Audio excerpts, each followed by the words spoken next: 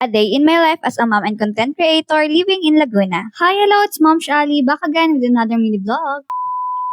For today's ganap nga mga mare, dahil weekends nga ngayon ay nagkayayaan kami mag-jogging. Mag-aalas 6 pa nga lang ng umaga niyan at eto nga isinama namin si Lala. Tapos ito naman si Ali, parang gusto rin sumama. Hala, hindi pwede. May nga lang mga mare, ganyan talaga yan si Ali. Hinahatid kami kapag lumalabas. Tapos nga sumusulpot din yan dyan kapag nakauwi na kami. Ang sweet nga talaga niya ni Ali, kaya nga pinangalan ko yan sa akin. Nakarating na nga kami sa pagjajagingan namin at medyo lumiwanag na nga. Ito nga palang si Lala, first time naming sinama dito. Kaya nga hindi pa siya sanay at takot pa nga siya nung nakarating kami. Saan napunta? Di may amoy pa yan. May mga, meron pa. Nakahawak pala ng at si Daddy Joe niya, kaya tawa ko ng tawa. Ang malapit nga mga mare, hindi natapakan kundi nahawakan. So, ito yung view dito guys. Ayan.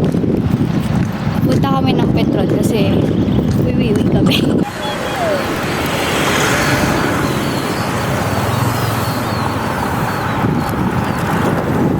CR guys. Tapos namin mag-CR. Guys, may kwento ko sa inyo si Joey nawakan yung tayo. Pero hindi ko na videoan. Kasi ay si Lala, tapos dinampot namin ng plastic. Plastic ng tissue. Tapos nilagay ko sa... Siya yung may hawak ng plastic, paglagay ko doon. Nalagay sa kamay!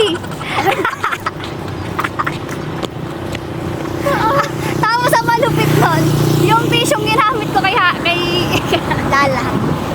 kay Lala, nag-iisa na lang yun. So wala na siyang may punas sa kamay.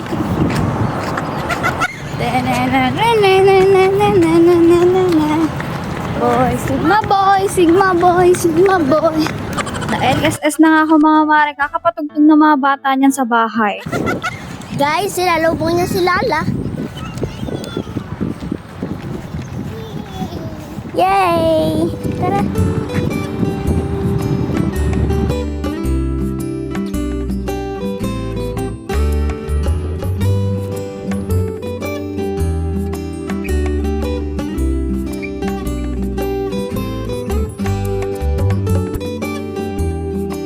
Pauwi na dapat kami ng mga oras na to mga mare. Dahil napapagod na nga yung mga bata at medyo mainit na rin. Sakto nga habang naglalakad kami papunta sa Bokyo, ay nasalubong nga namin to si Kuya magtataho. Hindi talaga mangyayari mga mare na kapag magja-jogging ay hindi kakain at hindi gagastos.